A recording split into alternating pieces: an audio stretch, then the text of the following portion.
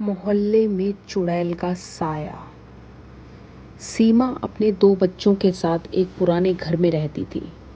बहुत पहले उसके पति का देहांत हो चुका था।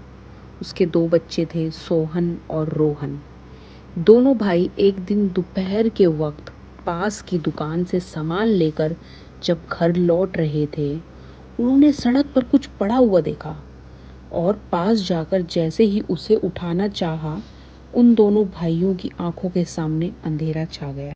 जैसे तैसे वे घर लौटे और आकर बिस्तर पर अधमरी हालत में पड़ गए।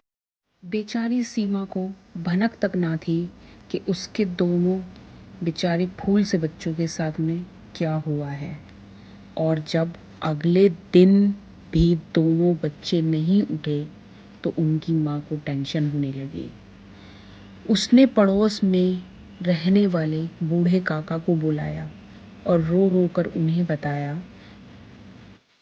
जब बूढ़े काका ने सीमा की ये सारी बातें सुनी तो उन्होंने उसको बताया कि आजकल हमारे मोहल्ले में एक चुड़ैल शक्ल बदल कर घूम रही है और लोगों पर तरह तरह का जादू टोना टोटका कर रही है। ये सब सुनने के बाद जैसे सीमा के पैरों तले से ज़मीन ही खिसक गई। सीमा की हालत अधमरी सी हो गई, जैसे किसी ने उसका दम खींच लिया हो। बूढ़े काका ने सीमा को बताया कि जो चुड़ैल बच्चों पर जंतर मंतर करती है, बाद में उन्हें मार कर बलि चढ़ा देती है।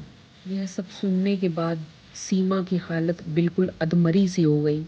बूढ़े काका ने सीमा को दिलासा दिया और कहा कि वो एक तांत्रिक को जानते हैं जो कि पास में ही थोड़ी सी दूर एक मंदिर के पास में कुछ दिनों से वहां पर आकर रह रहा था।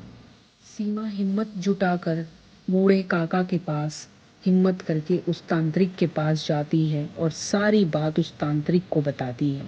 तांत्रिक सीमा की पूरी बात सुनता है और उसको कहता है, बस इतनी सी बात, ये तो मेरे दाएं हाथ का खेल है। ऐसी चुड़ैल डायनों को मैंने बहुत ठिकाने लगाया है।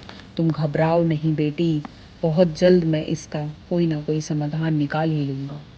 और फिर तांत्रिक कुछ देर ध्यान लगाता है और उसके बाद जब वो अपनी आंखें खोलता है तो वो सीमा को एक दिया देता है और कहता है, ये लो बेटी, मैं तुम्हें एक जंतर देता हूँ जिससे तुम्हारे दोनों बच्चों की जान भी बच जाएगी और वो चुड़ैल तांत्रिक के कब्जे में भी आ जाएगी। तांत्रिक ने सीमा को एक दिया देते हुए कहा, बस तुम्हें इस दिए को अपने घर में रात में जलाना है जब सब मोहल्ले वाले सो जाएं। सीमा ने ऐसा ही किया। रात में चुड़ैल सीमा के घर बच्चों को लेने आती है ताकि बच्चों को बलि चढ़ा सके। मगर जैसे ही चुड़ैल सीमा के घर में दाखिल होती है, उसकी सारी ताकत खत्म हो जाती है और वो मचलने लगती है। और फिर सीमा और बूढ़े काका तांत्रिक को बुला लाते हैं। फिर तांत्रिक चुड़ैल को अपने मंत्रों से एक चिड़िया में बदल देता है और उसे श्राप देता है कि तू कभी भी अपनी ताकत का इस्तेमाल नहीं कर पाएगी।